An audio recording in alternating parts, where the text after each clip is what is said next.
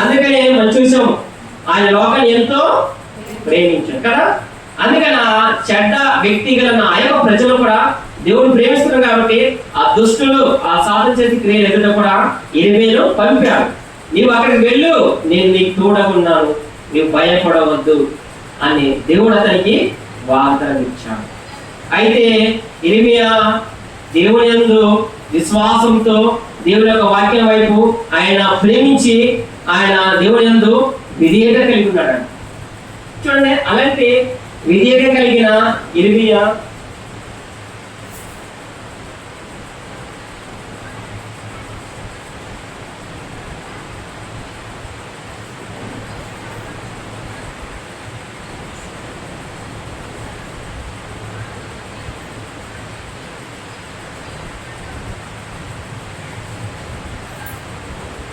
ఇర్మీయా దేవుని యొక్క వాక్యాన్ని ప్రకటిస్తున్నప్పుడు మీరు దేవుని దగ్గర ప్రజలు ఉన్నారు, చాలా కోపంతో చూస్తున్నారు. దేవుని వాక్యాన్ని వారు తిరస్కరించే వారు ఉన్నారు, దేవుని యొక్క వాక్యాన్ని అవలేగా చూపించే వారు ఉన్నారు. చూడండి, ప్రజలు ఎలా ఉన్నారు, వారు ఇర్మీయా చెప్తున్నప్పుడు వారు ఎంతో ఉగ్రరూపం కలిగి ఉన్నారంట. ఆ వాక్యాన్ని మేము వినము, మేము వెళ్ళము, దాన్ని మేము చేయము అన్నట్టుగా వాళ్ళు చూస్తున్నారు. అలాంటి కఠిన తత్వం కలిగిన మనసు మనలో కూడా ఉంటాయి.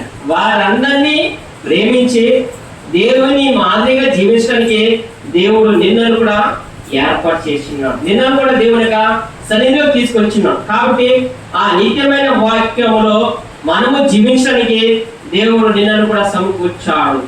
ఆ ఇర్మీయా అనేకమైన దేవుని యొక్క వాక్యాన్ని ఆయన దేవుని యందు విశ్వాసం ఉంచాడు, దేవుని యొక్క వాక్యాన్ని ప్రేమిస్తున్నారు. కాబట్టి ఆయన వాక్యం చెప్పినప్పుడు వారు విననొల్లని ప్రజలుగా ఉన్నారు. చూడండి, వారు ఎలా ఉన్నారు, ఎంతో కోపంతో ఉన్నారు. ఎందుకంటే అలాంటి ప్రజలందరూ కూడా దేవుడు ప్రేమిస్తున్నాడు. ఆయన వారి ఎరల వారిలో ఉన్న హృదయం అంట కఠినంగా ఉందంట.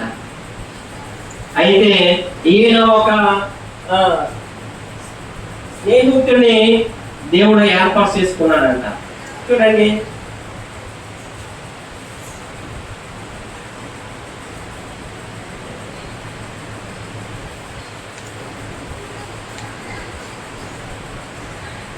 ఈయన ఒక స్నేహితుడు బారాకు, ఇర్మీయా స్నేహితుడు.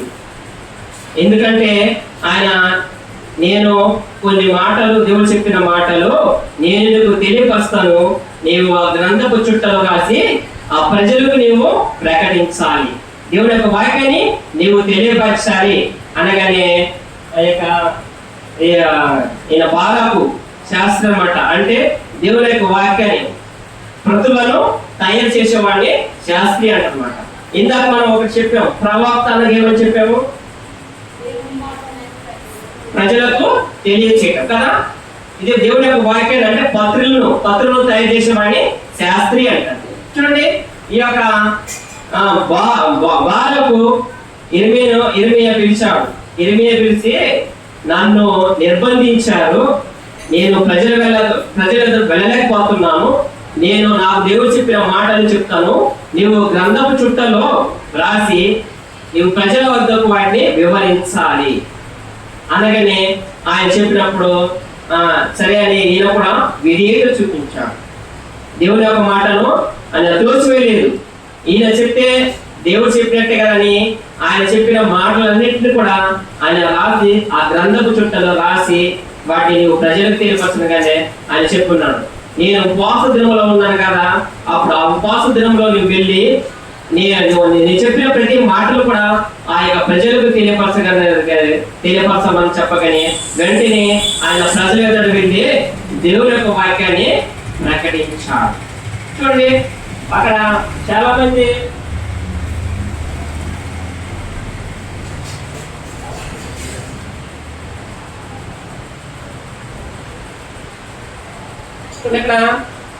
ఇక్కడ కొంతమంది నాయకులు వారి ఎదుట వెళ్ళి దేవుని యొక్క వాక్యాన్ని వారికి తెలియపరుస్తున్నారు.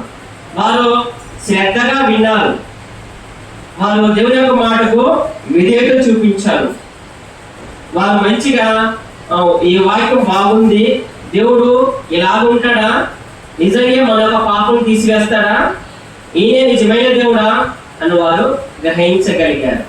అయితే నీకు ఈ మాటలు చెప్పడానికి ఎలా వచ్చాయి అని వీరు బారకును అడుగుతూ వచ్చారు. అప్పుడు నేను చెప్పలేదు, ఇర్మీయా ప్రవక్త ఈ మాటలు రాయమని నాకు చెప్పాడు కాబట్టి ఆ మాటలు మీకును తెలియపరుస్తున్నాను అనగానే ఆ మాటలన్నీ కూడా దేవునికి సంబంధించిన ప్రతి ఒక్క మాట ఇర్మీయా చెప్పగానే ఆయన రాసింది కాబట్టి ప్రతి ఒక్క మాటలు కూడా ఆ యొక్క ప్రజలకు ఆయన తెలియజేసుకుంటూ వచ్చినాడు.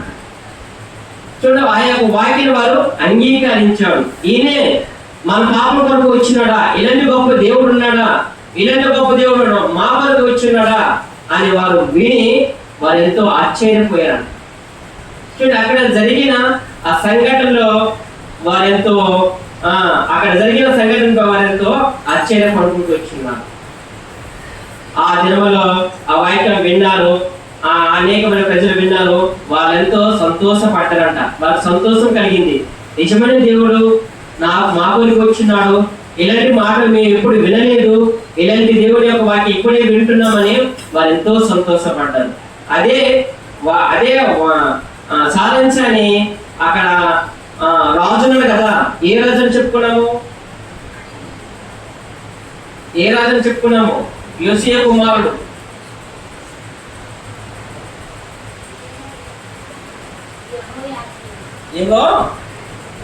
యాకెము కదా, యెహోయాకీము. అప్పుడంట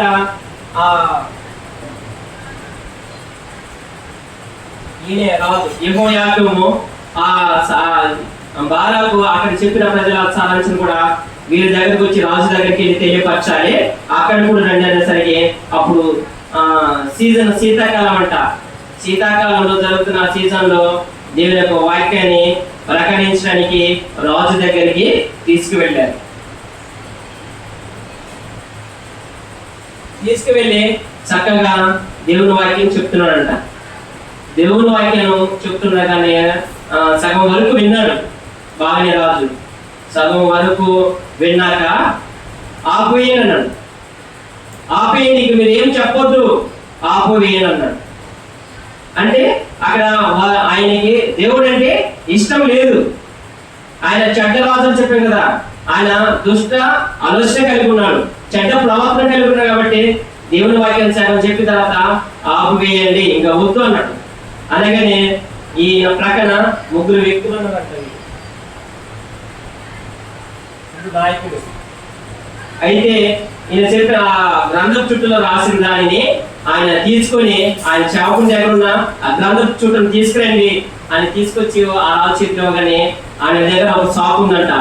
ఆ సాకు ఆ చుట్టూనంతా కూడా చింపేసినట్ట, ముక్కలుగా చింపేసి అక్కడ చూడండి, ఇక్కడ అగ్ని బాగా శీతాకాలం కదా, శీతాకాలం మనం ఎక్కడ కూర్చుంటాం, చలిపడితే కదా మంట దగ్గర కూర్చుంటాం చలిపడుతుందని. ఆ రాజు అక్కడ శీతాకాలపు మంటలు అక్కడ కాల్చున్నప్పుడు ఆ గ్రంథపు చుట్టను చాకుతో ముక్కలు కోసేసి ఆ అగ్నిలో కాల్చివేసినట్టు. చూడు ఎంత భయంకరము. చూడండి, ఒక రాసిన ఒక గ్రంథపు చుట్టను, ఆ బైబిల్ని దాని అంతా కూడా ఆ చుట్టనంతా కూడా తీసివేసి కోసేసి దాని అంతా కూడా అగ్నిలో పడవేసింది. ఆయన ఎలాంటి రాజు అనుకుంటాము? దుష్ట హృదయం కలిగిన రాజు. చూడండి, మనలో కూడా దుష్ట హృదయం కలిగి మనం ఉంటాం. మనం దేవుని ప్రేమిస్తాడు, మనమైతే దూరంగా వెళ్ళిపోతాం కదా. నీవు ప్రతి దినము ప్రతి ఆదివారం దేవుని సన్నిధికి వెళ్ళు అని మన హృదయం గర్జించిన సరే మనం వెళ్ళము. తల్లిదండ్రులు చెప్పిన విధేయత చూపించము, దాన్ని మనం తృణీకరిస్తాం. అలాగే ఈ రాజు కూడా ఉన్నాడు. ఆ యొక్క వాక్యాన్ని ప్రకటిస్తున్నప్పుడు, వివరిస్తున్నప్పుడు దాన్ని లాగేసి దాన్ని అంతటి కూడా చింపివేసి ఆ అగ్నిలో కాల్చివేశాడు. ఎంత గొప్ప రాజు చూడండి, ఎంత చెడ్డ రాజు చూడండి. ఆయన అలా చేసిన తర్వాత సరే దేవుడు వారికి ఇవ్వవలసిన శిక్ష వారికి ఇస్తాడు కదా. ఇస్తాడే కూడా. ఈ దినం మనం చాలా మందిని మోసం చేస్తాం. రేపు మనకు జరిగిపోయే పరిమాణము దేవునికి తెలుసు, కానీ మనుషులు మాత్రం మనకు తెలవదు. అలాగే ఆ రాజు కూడా శత్రుల చేతుల్లో కూడా సంహరింపబడ్డాడు, చనిపోయాడు.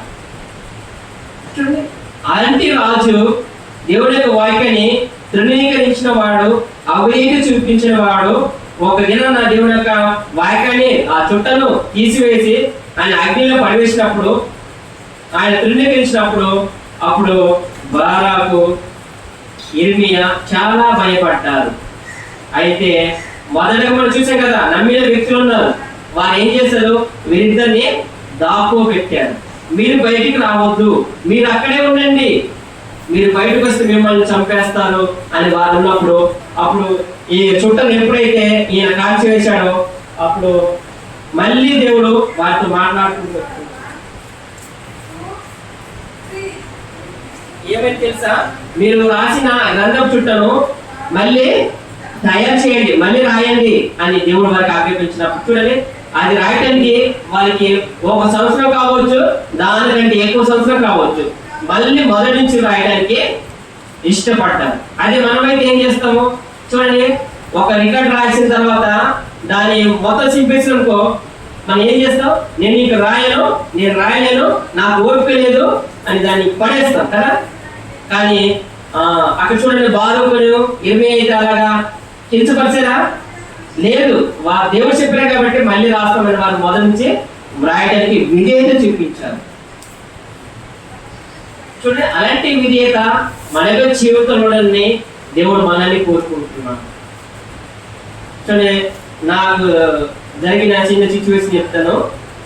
నేను అలాగే వీడియో చేసినప్పుడు అందరికంటే ముందుగా రికార్డ్ నేనే తయారు చేసుకొని, అంటే చాలా కఠినం అనమాట. సమయం వృధా కాకుండా నైట్ మొత్తం రికార్డ్ తయారు చేసి తెల్లారిక పాఠం చెప్పాలి. అలాగే నేను ఒక ముందే ఇంత పెద్ద రికార్డు ముందే తయారు చేశాను. ఒక స్త్రీ అడిగింది, ఆవిడ అంటే పిల్లలతో అనమాట, ఆమె చేయలేదు కదా అని తెచ్చేసాను. ఆవిడ ఏం చేసింది తెలుసా, ఇంటికి వెళ్ళి ఏదో పని చేస్తున్నప్పుడు ఆ రికార్డు మొత్తం మేకలు తినేసి, నేను ఒక దరిదాపు 6 రోజులు 10 రోజులు కష్టపడకుండా నిద్ర లేకుండా తయారు చేసిన రికార్డ్ని ఆవిడ ఒక్క రోజులో నాశనం చేసింది. అది మా రికార్డ్ సంతకం పెట్టే టీచర్ తెలిసింది. నీ విధుకి ఇలా చేసావు, నీ రికార్డ్ మీద సంతకం పెట్టాను, నేను ఫైనల్ పేజ్ చేస్తాను, రికార్డు పేజ్ చేస్తానని భయపెట్టారు. దాన్ని ఏం చేయాలో తెలియక ఫస్ట్ 2 పేజీలు కలర్ జిరాక్స్ పెట్టి అవగాహన పెట్టి దాన్ని సర్ది చేశాం. చూడండి, అలాగే వీళ్ళు కూడా తిరస్కరించవచ్చు కదా. ఇర్మియా ఉన్నాడు, ఆయన స్నేహితుడైన బారూకు ఉన్నాడు. అగ్నిలో కాల్చి వేసారు కాబట్టి మేము ఇంకా దాన్ని ఆ చుట్టను తయారు చేయమండి, మేము రాయలేమని, అది 1 సంవత్సరం పట్టింది, లేకంటే దానికి ఎక్కువ సంవత్సరం పట్టింది, అంత సమయం మేము వృధా చేయము అని వాళ్ళు కూడా దేవుని మీద వ్యతిరేకత చూపించచ్చు కదా. వారు చూపించలేదు, దేవుని అందుకు విశ్వాసం ఉంచారు, దేవుని వాక్యం వారు ప్రేమించారు కాబట్టి మళ్ళీ వ్రాయండి అనగానే మళ్ళీ వ్రాయటం మొదలు పెట్టారు. సరే, అలాంటి విశ్వాసం వాళ్ళు ఉన్నారు. అందుకని దేవుడు ఎవరైతే నిర్మించారో వారి కొరకు ఎన్ని శ్రమలు వచ్చినా సరే వారిని గట్టిగా పట్టుకుంటాం. అలాంటి జీవితము దేవుడు మనకి ఇచ్చినాడు. అలాంటి జీవితంలో నువ్వు నేను ఉండాలని దేవుడు జ్ఞాపకం చేస్తున్నాడు. అలాంటి క్రైమ్ జరిగిన ఆ దేవుడు ఆయన పత్రుల్లో రాస్తున్నప్పుడు పాత నిబంధన అంతా కూడా ఎబ్రీ భాషలో తయారు చేసుకుంటూ వచ్చారంట. ఎబ్రీ భాషలో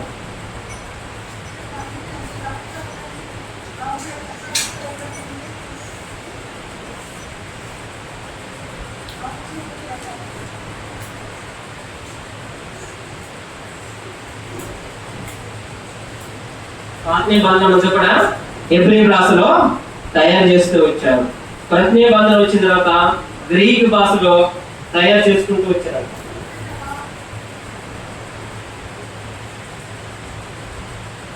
గ్రీక్ భాషలో చూడండి, మనం అంతకుముందు చూసాము, వాళ్ళు నిత్య రాజ్యానికి పరలోక స్థానంలో వెళ్ళడానికి దేవుని యొక్క వాక్యాన్ని ఎవరైతే ఇష్టపడతారో వారికి పరలోక స్థానం దొరుకుతుంది. ఆ యొక్క నిశ్చలమైన ఆ పరలోక రాజ్యంలో దేవుడు నువ్వు నేను ఉండాలని కోరుకుంటున్నాను. ఈ యొక్క పరలోక రాజ్యంలో మనం స్థానం పొందడానికి దేవుడు నిన్నను కూడా ఏర్పాటు చేసుకుంటూ వచ్చున్నాడు.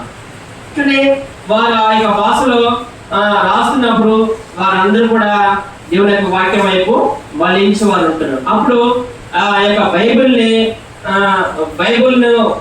వచ్చిన తర్వాత ఆ గ్రంథాన్ని తయారు చేసినప్పుడు తర్వాత దాన్ని మొదటిగా లాటిన్ భాషలో తయారు చేసుకుంటూ వచ్చారు.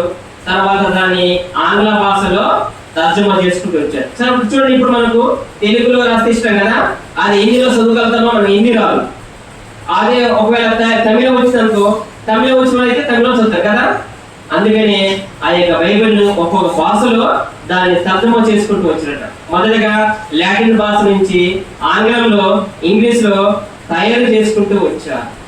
కాబట్టి వారు ఆ యొక్క వారికి ఎవరైతే భాష వచ్చుదో ఆ భాషను వారికి అనుకూలంగా ఉండడానికి ఆ బైబిల్ని తయారు చేసుకుంటూ వచ్చారు. కాబట్టి దాంట్లో చూడండి, మనం చూస్తాము, మనకు చదువుతూ ఉంటాం, ఎక్కడ అక్షయంత్రాన్ని కనుగొన్న వ్యక్తి ఎవరు?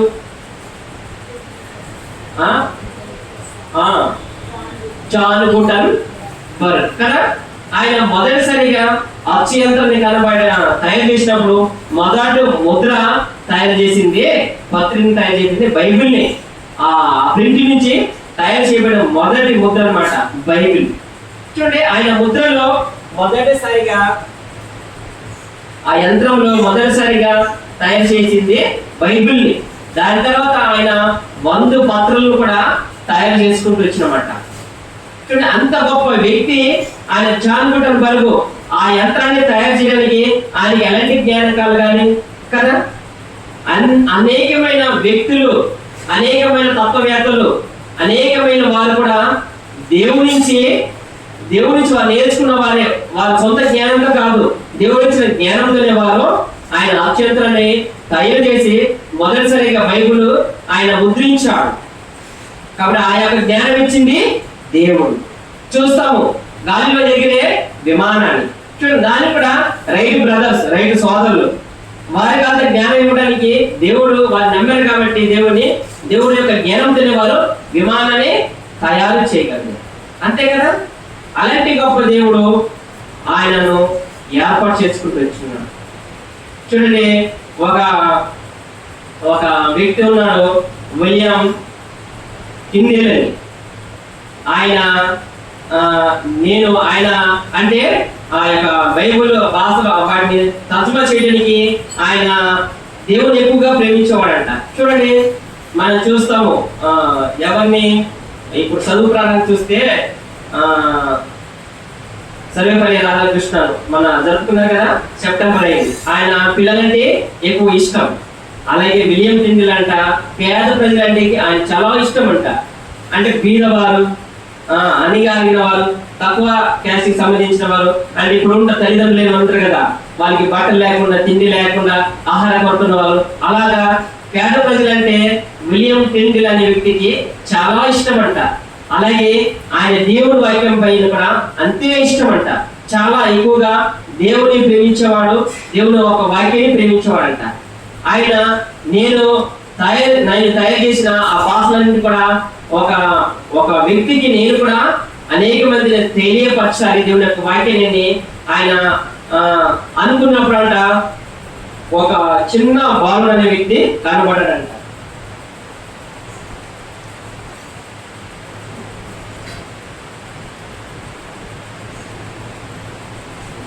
ఆయన ఎంతో శ్రమ పడుతున్నాడు.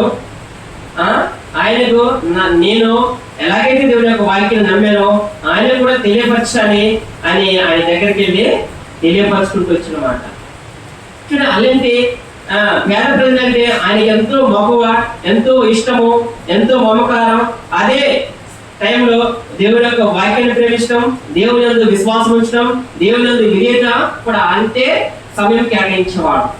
అందుకని నేను జీవించడం కాదు, నాకు కూడా అనేక మంది దేవుని యొక్క వాక్యాన్ని వారిని వెలుగులో రప్పించడానికి ఆ యొక్క విలియం టిండేల్ చాలా ప్రయత్నం చేసేవాడంట. అలాగా ఆ వ్యక్తికి వెళ్ళి ఇలాగ నువ్వు ఒక దేవుని యొక్క వాక్యాన్ని శ్రద్ధగా ధ్యానం చేసుకో, మంచిగా ఉండాలి, నీ జీవితం మారుతుందని ఆయన దగ్గరికి వెళ్ళి చెప్తూ సాగుతున్నాడంట. అయితే ఇంకొక వ్యక్తి ఉన్నాడు. ఆయన అంటే ఏం చేస్తున్నాడు, ఆ వ్యక్తి ఒక బండి గడ్డి పట్టుకొని వెళ్తున్నాడంట. వెళ్తున్నప్పుడు చర్చి నాయకులు ఆయన దగ్గరికి వచ్చి, నువ్వు ఒకసారి ఇక్కడ ఆగు, నీలో ఉన్న గడ్డినంత మాకు ఇచ్చే అని ఆయన ఒక గదిలో తీసుకెళ్లి ఆయనకి దేవుని వాక్యం చదవమని బైబిల్ ఇచ్చాడంట. ఆ బైబిల్ ఇచ్చేసరికి ఆయన ఉదయం నుంచి సాయంత్రం వరకు ఆ గదిలో కూర్చొని బైబిల్ చదివిందంట. ఆ బండిలో ఉన్న గడ్డి ఇచ్చింది కదా, ఆ గడ్డి వాళ్ళ దగ్గర ఉంది, కానీ అది మొత్తం వాళ్ళు అమ్మేశారో ఏం చేస్తారో కానీ ఆయనకి డబ్బులు మాత్రం రాలేదు. అయితే ఆయనకు ఒక సంతోషం కలిగిందంట. నేను ఉదయం నుంచి సాయంత్రం వరకు ఆ గదిలోకి వెళ్ళి దేవుని యొక్క వాక్యం చదివేసరికి నా హృదయం ఎంతో సంతోషంగా ఉంది అని, ఆ గడ్డి పోయిన పర్వాలేదు, నాకు డబ్బులు రాకపోయినా పర్వాలేదు, కానీ నేను ఒక నిజమైన దేవుడు నన్ను గ్రహించుకున్నానని ఆయన హృదయంలో ఎంతో సంతోషం కలిగిందంట. ఆయన సంతోషంతో దేవుని యొక్క వాక్యం చదివినప్పుడు ఆయన హృదయం అంతా కూడా సంతోషంతో ఇంటికి తిరిగి వెళ్ళిపోయినాడు. చూడు, అలాగే మన యొక్క జీవితం కూడా దేవుడు ఎరిగినప్పుడు, దేవుని యొక్క వాక్యాన్ని చదివినప్పుడు మన హృదయంలో కూడా సంతోషం కలుగుతుంది. మనం ఎప్పుడైతే దేవునికి అవలేని చూపిస్తామో, దూరంగా ఉంటామో, అప్పుడు మన హృదయంలో బాధ, విచారం, చింత, ఆలోచన ఇంకా అనేకమైనవి పుట్టుకు వస్తాయి. చూడు, ఆ వ్యక్తికి ఉన్న విశ్వాసం మనలో కూడా ఉండాలని దేవుడు నేను కూడా జ్ఞాపకం చేసుకుంటాడు. చూడు, ఆయన విలియం టెండీలు ఆయన ఏం చేసిందంటే, ఆయన ఇంగ్లాండ్ దేశంలోనే ఆయన జీవిస్తూ వచ్చున్నాడు. అయితే ఇంగ్లాండ్ దేశంలో ఆయన పత్రులను తయారు చేయడానికి, భాషలను తర్జుమా చేయడానికి ఆయన అక్కడ టేస్ట్ ఇవ్వలేదంట. అప్పుడు ఆ కాలంలో ఉన్న రాజు. అయితే ఆయన ఇంగ్లాండ్ దేశాన్ని వదిలేసి ఐరోపా దేశానికి వెళ్ళారంట. ఆ యొక్క ఐరోపా దేశంలో వెళ్ళిన తర్వాత ఆయన ఐరోపా దేశం వెళ్ళిన తర్వాత అక్కడ ఇంగ్లాండ్కే సహాయం చేయడానికి ప్రయత్నం చేసేవాడంట. అయితే ఆయన మొదటగా నూతన బంధంలో ఆ యొక్క భాషని తన 2-3 భాషలో తర్జుమా చేసిన తర్వాత వాటిని తయారు చేసిన బైబిల్ అందరూ కూడా మళ్ళీ వాటిని ఎక్కడ పంపించాలి? ఇంగ్లాండ్ దేశానికి పంపించాలి. ఆయన మొదటగా ఉన్నది ఇంగ్లాండ్ నుంచి ఐరోపాకు వచ్చిన్నాడు. కానీ ఆయన తయారు చేసిన పత్రులంతా కూడా మళ్ళీ ఎక్కడ సరఫరా చేయాలి? ఇంగ్లాండ్ దేశానికి సరఫరా చేయాలి. అంటే ఇంగ్లాండ్ లో వచ్చిన్నాడు కాబట్టి అక్కడ ప్రజలు నాశనం కాకూడదు, దేవుని యొక్క వాక్యాన్ని వాళ్ళు తెలుసుకోవాలి అని ఆయన ఆలోచన ఉంది. కాబట్టి ఎలాగైనా ఇంగ్లాండ్ దేశానికి నేను తయారు చేసిన పత్రులు అక్కడ సరఫరా అవ్వాలని ఆయన ఆలోచించాడు. అప్పుడు ఒక సముద్రంలో ఒక ఓడ ప్రయాణం చేస్తుందంట. ఆ ఓడలో అంట చూడండి,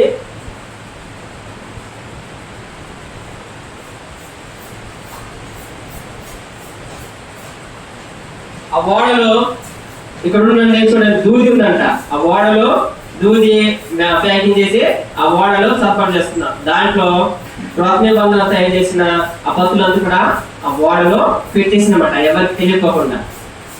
అయితే అవి అవతలకి దాటేస్తాయి, ఇంగ్లాండ్ ప్రదేశానికి వెళ్ళిపోయి అక్కడున్న ప్రజలందరూ కూడా పత్రులు తయారు చేసిన వాటిని కూడా అందరికి పంచివేసింది. అక్కడున్న రాజుకు తెలియపరిచింది. ఎవరు ఈ పత్రికలు తయారు చేశారు, ఎవరు పంచిపెట్టారు, ఎవరు అమ్మారు అనగానే ఆయన పేరు తెలిసిపోయి పలానా వ్యక్తి తెచ్చారు అనగానే ఆయన ఎక్కడున్నారు, ఆయన తీసుకురండి. ఆయన ఎందుకు ఇక్కడ వచ్చి వాటిని తెలియపరిచాడు, వాటిని ఎందుకు అమ్మాడు అనగానే చూడండి, అందరూ చాలా మంది కొనేసారంట బైబిల్ ఆ పత్రుల్ని. వాళ్ళు చదివారు, మంచిగా ఉందని అందరికి తెలియపరిచారు. కానీ ఆయన ఎవరు ఎక్కడి నుంచి తెచ్చారు అనగానే ఆయన తీసుకురండి, ఆయన చంపేద్దాము, ఆయన ఇక్కడ ఉంచకూడదు అని ఆ రాజు తెలియపరిచినంట.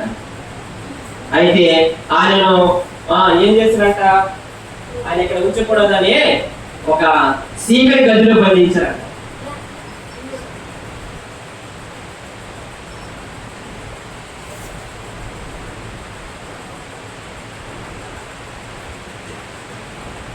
చీకటి గదిలో బంధించారు అనమాట. ఆయన బయటికి రాకూడదు, బయటకు వస్తే దేవుని యొక్క పత్రులను ప్రచారం చేస్తున్నాడు, అందరు తెలియపరుస్తున్నాడని ఆయన చీకటి గదిలో బంధించారంట విలియం టెండీలు. ఆ చీకటి గదిలో బంధించగానే అక్కడ చూడండి, మనం ఇప్పుడు జైలు ఉంటే ఎవరొకరు పరిచయం అవుతారు కదా, ఎవరొకరు స్నేహం కలిగి ఉంటారు. అలాగే ఒక జైలు అధికారి అంట ఆయన చీకట్లో ఉన్నాడని ఆయన ఒక బల్బుని ఇచ్చారంట, వెలుగునిచ్చి చూడండి, దీపం, నీవు ఇక్కడ నుండి దేవుని వాక్యం చదువు, నీకేం కాదు, నేను ఎవరు చూస్తున్నాను సరికి అధికారి ఆయనకి తీసుకొచ్చి ఒక దీపం ఇచ్చేసరికి ఆ దీపంలో కూర్చొని దేవుని ఒక వాక్యాన్ని చదివేశాడు. చూడండి, అంత శ్రమలు వచ్చినా సరే, ఆయన అంత ఇబ్బందులు వచ్చినా సరే, దేవుని తర్జుమా చేసిన ఆ పత్రులను కూడా ఆయన వదిలిపెట్టలేదు. ఆయన వెళ్ళిపోవచ్చు కదా, నాకు ఈ శ్రమలు వచ్చాయి, నాకు ఇబ్బందులు వచ్చాయి, నేను ఇక చెయ్యను అని వెళ్ళిపోవచ్చు. ఎందుకంటే ఆయన దేవుని యందు నమ్మకం ఉంచాడు, ఆయన దేవుని యొక్క వాక్యం వైపు విశ్వాసం ఉంచాడు. కాబట్టి ఆయన సీకరి గదిలో ఉంచి కూడా దేవుని యొక్క వాక్యాన్ని చదువుతున్నాడు. మళ్ళీ ఇంగ్లాండ్ దేశానికి నేను ఇంకా అనేక మందిని కూడా అక్కడ నేను దేవుని యొక్క వాక్యాన్ని ప్రచురించాలని ఆయన ఎంతో భారంతో ప్రార్థన చేసేవాడంట. అయితే ఈయన బయటకు వస్తే మళ్ళీ ఏమైనా చేస్తారో ఈయన ఇలా ఉంచకూడదు అని ఆయనను చూడండి ఒక స్తంభానికి కట్టేశారు.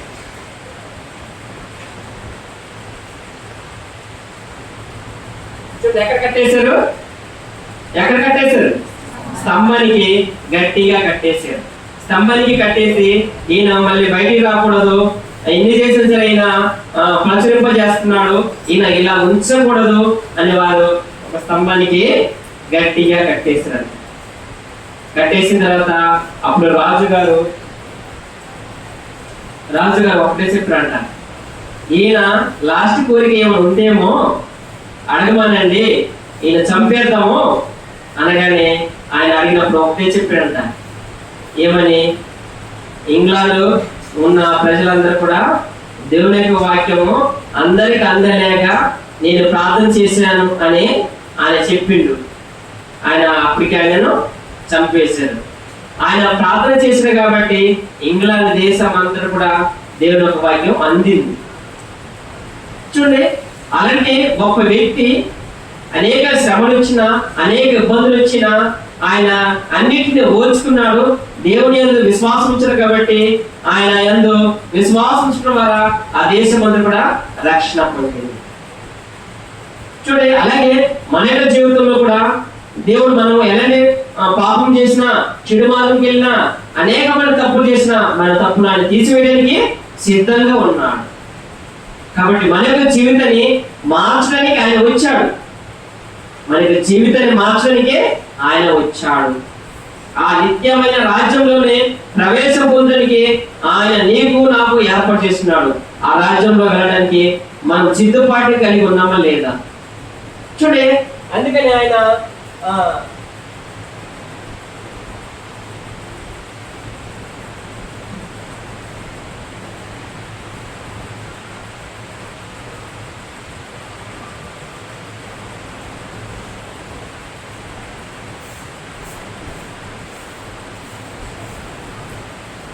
చూడండి, మన యొక్క జీవితాన్ని మార్చడానికి యేసు ప్రభు మన కొరకు ఇచ్చినాడు. చూడండి, మన యొక్క జీవితం పాప స్థితి ఎలా ఉన్నదా?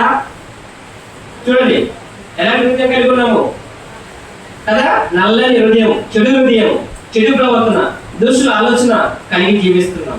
అలాంటి జీవితం, అలాంటి హృదయము ఆయన మార్చడానికి ఆ కలవరి శిలువలో తన యొక్క రక్తం చేత మనల్ని పవిత్రంగా చేయడానికి ఆయన నీ కొరకు నా కొరకు తన యొక్క జీవితాన్ని బలేగం చేయడానికి ఆయన రక్తం చేత కడిగి పరిశుద్ధుల పరచడానికి ఆయన క్రయం చెల్లించుండా. మన యొక్క హృదయము తెల్లని హృదయం, పవిత్రత కలిగిన హృదయం.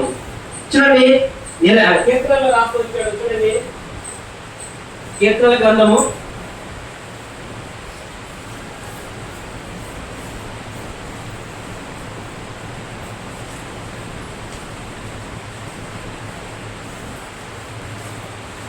51వ అధ్యాయము 7వ వచనం.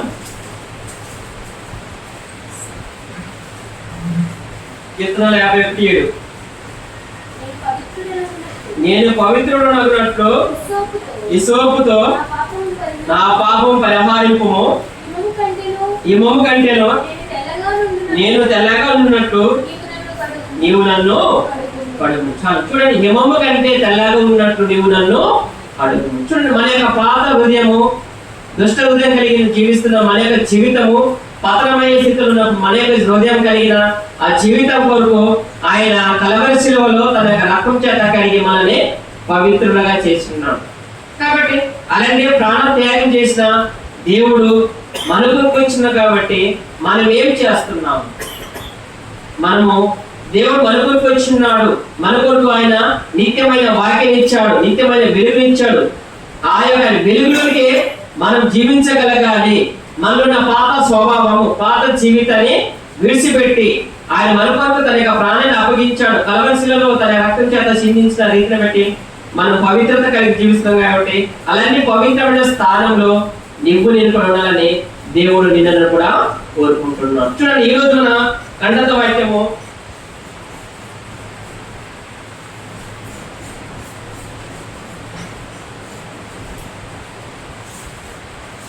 కీర్తనలు 119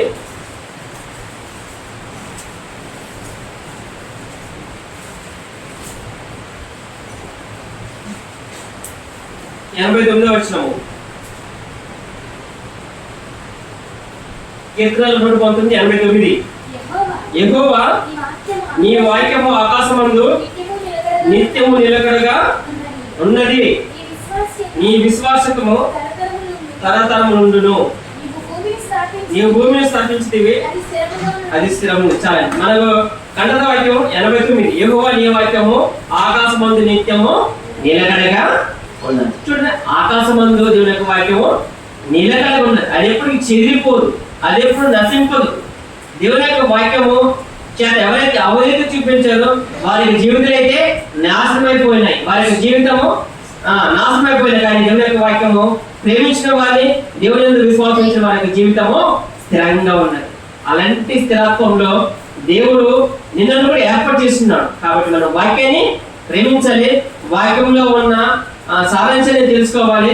ఎవరైతే వాక్యం వెలుగులో ఉంటారో వారి జీవితంలో వెలుగుగా ఉంటారని దేవుడు జ్ఞాపకం చేస్తున్నాడు. కాబట్టి మన యొక్క హృదయాన్ని మార్చాలి. మనము ప్రక్క వారితో గొడవలు చేయటం ఇలాంటివి చేయకూడదు. దేవుడికి అది తగినది కాదు.